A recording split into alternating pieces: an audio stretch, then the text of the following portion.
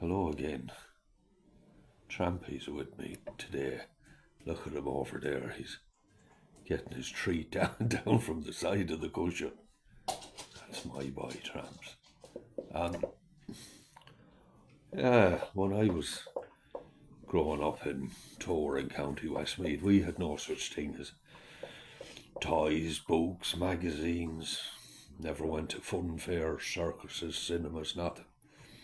And when I think back, we didn't need any of it. It was the crack that you grew up around. The only time you got dressed up was on a Sunday when you were forced to go to Mass, and I'd no old time for Mass. You'd be there, and the owl ones up in the front, and the head turned sideways, and the rotary beads hanging off them like it was as if they were in some sort of agony, And I think, Jesus, you were out all week gossiping and criticising and slandering other people, and look at you now. But I loved the bogs, and Tor was surrounded by various different peat bogs, and they were lovely places because there's great mythology and mysteriousness about them places, And I often felt when I'd be walking across the bog, it'd be definitely one of the most spiritual places I'd ever been in, because it would feel like you were walking along and your soul left your body and walked along beside you. It was like you were walking across the bog. And I used to go down to a river. It was on the Westmeath Offaly border in Derrycoffey, called the Silver River. And I used to fish for small trout and that. And the crack I used to have. And there was 5 or 6 old bogmen. And they're all old bachelors, living within an ass's roar of each other. And every time they used to see me, it was like as if these lads have now would have been in their late 70s, early 80s.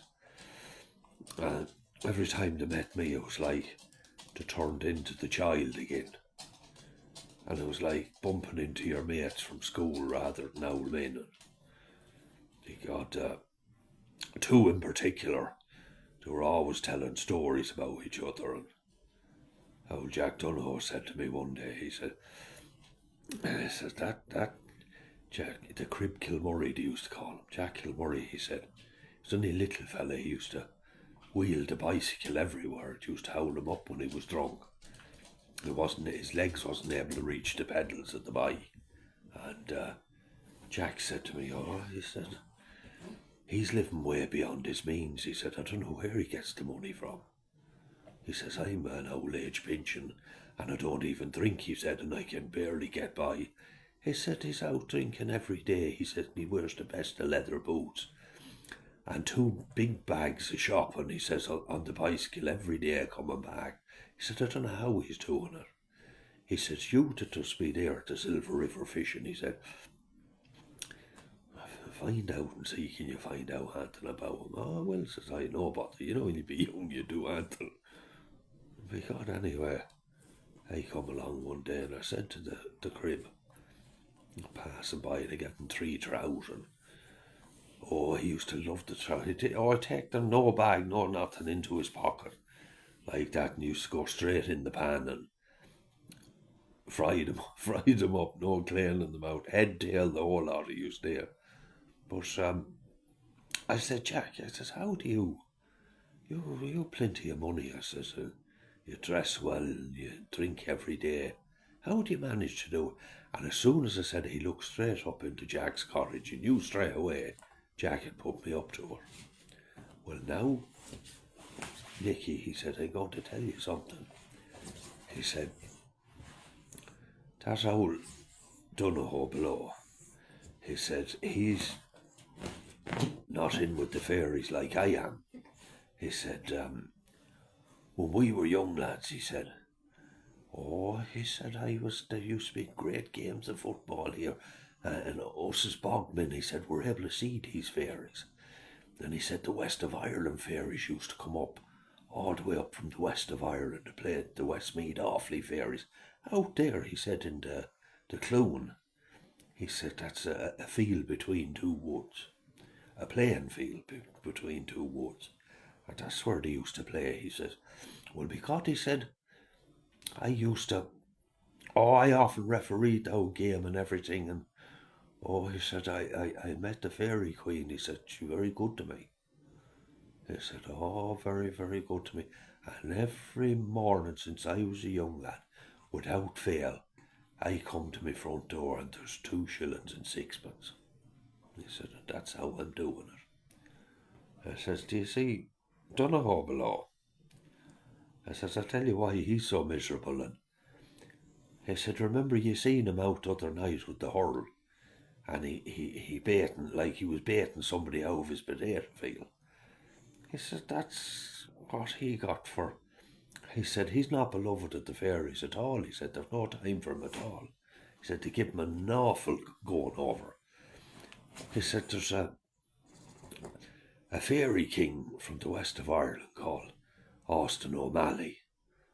And he said, O'Malley hates Donohoe. He says, because when they were up here playing, he said it was tradition and our respect to leave a few jugs of milk and cream out for the west of Ireland fairies, whether they won, lost or draw, for their journey back to the west of Ireland. He said, Donohoe, no time for them at all, wouldn't leave them out a sup of milk or sup of cream or nothing. And because he said, well, Austin O'Malley, who was the fairy king at the time, he said, never forgot him for it. He said, and he comes up all regular and he waits for Jack, he said, and he goes down the chimney. He says, and he sits at the hob of the fire with him. Starts off having a great chat with him, and they become great mates. And the next thing he said, he pulls out a bottle of Connemara poaching out of his pocket. Like that, come on now, Jack, you'll have a drink with Austin O'Malley. Oh, because I won't, said Jack, I don't drink at all. And he'd wait till Jack's back was turned and he'd put a sup of poaching into the mug of tea. Jack would drink it anyway. Once he got the taste of it, the two of them would be flat out drinking this Connemara poaching. And then the two of them would get mouldy drunk, then they'd fall out. And O'Malley would start cursing them for leaving them thirsty going back to the west of Ireland. He said, you never left out a sup of milk for us nor nothing. He said, the row would start in, and Donohoe go up under the bed and get the hurley, and the two would be out. And he said every second or third year, he says, O'Malley would bring up the blight to Donohoe's potatoes, and they'd fall out, or Donohoe wouldn't have it. And I said, how would you know he'd bring up the blight to Donohoe's potatoes? He said, because we all had a field of potatoes all round here, he said, and only Donohoe was getting the blight. He said, normally if one field gets the blight, the whole lot of them get. No, only Donohoe's got. And he said, that torment him something shocking. He said, and that's why he gets real vexed with me. He said, he knows bloody well, he said, the Westmeath awfully. The old fairy queen's looking after me, she always has. And they'll do nothing for him. No, he said, that's a true story now, whether you believe it or not.